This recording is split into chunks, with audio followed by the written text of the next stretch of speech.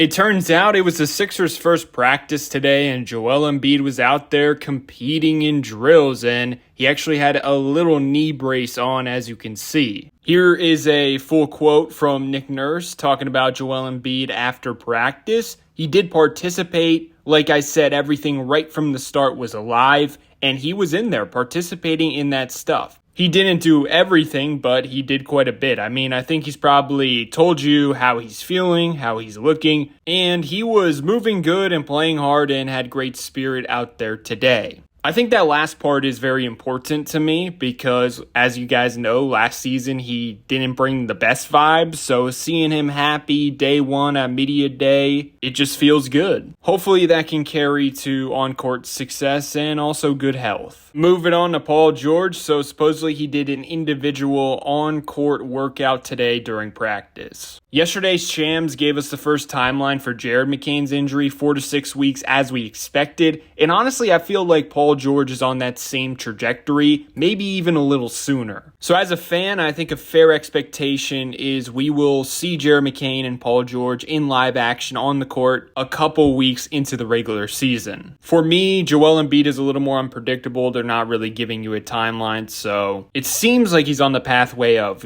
playing night one, but you never know. Also, Trendon Watford has a right hamstring strain, also did an individual workout, and is considered day-to-day. Probably nothing serious. I'm sure he'll be ready for the regular season now. For the first game in Abu Dhabi, maybe he's questionable, maybe you won't see him. Also, I would like to note that Nick Nurse mentioned VJ Edgecombe as a first-day standout. Here's a quote via Kai Carlin from VJ talking about how they're fixing his shot. I had a flat shot in college, so now my arc was way better than a month ago or maybe 3 weeks ago. My arc is way better and it's more consistent. It's crazy now. It's rare for me to shoot flat. I know when my shot is flat now. It's just about getting it up, pause, to be honest. Keep my elbows high, just getting it up, pause. I tend to just shoot the ball quickly, but I'm more focused on it. I'm paying more attention to details on my shot just so I can get better. Hopefully he can take that from practice into a live game because that's the hardest part. Because in a game, you don't have a chance to think about it, so most likely you're just going to go with your natural instincts, and hopefully he doesn't revert back to the usual flat shot he had in college. I will say Nick Nurse's track record from Toronto, OG Anunoby, Pascal Siakam, Chris Boucher, all came into the league bad three-point shooters, and all of them have turned into average shooters, and some even great.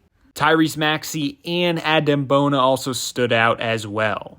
He also raved about Dominic Barlow. Supposedly his rebounding inactivity stood out. I've seen a few Sixers fans talk about how they would bring back KJ Martin, and I don't disagree because he just got waived by the Utah Jazz. And he was actually a positive player with the Sixers last season, which is rare because they were poverty, and he had a lot of good chemistry with Tyrese Maxey. However, I will say Dominic Barlow really reminds me of KJ Martin and brings a lot of the same things. He's also taller and longer. Sixers Adam asked Nurse if he views Barlow as an option at the 4 or 5. He stated definitely the 4, not quite sure about center, but acknowledged he's played there before, said he's almost exclusively been at the 4 so far here, but has actually played on the wing some as well. That's definitely someone to keep an eye on during the preseason because I'm sure he's going to get a lot of minutes. It's also good to hear that he's playing him at the power forward position rather than the 5 because if he's at the center spot, you got an undersized lineup right away. He has good size for a power forward or enough size, but at the 5, just too small. But it does help you play faster. You're more versatile defensively, more switchable. But honestly, yesterday the Sixers talked about wanting to play the same no matter who's out there. And you got to keep in mind, you got Joel Embiid. He's not a switchable center. He likes to play drop coverage and protect the rim. You got Tyrese Maxey. You got Jared McCain. Most likely getting the best out of them. There's not going to be, switching 1 through 5 going on consistently. But yeah, Dominic Barlow's main skill is going to be offensive rebounding. Last year, he graded B on Basketball Index. Also was A+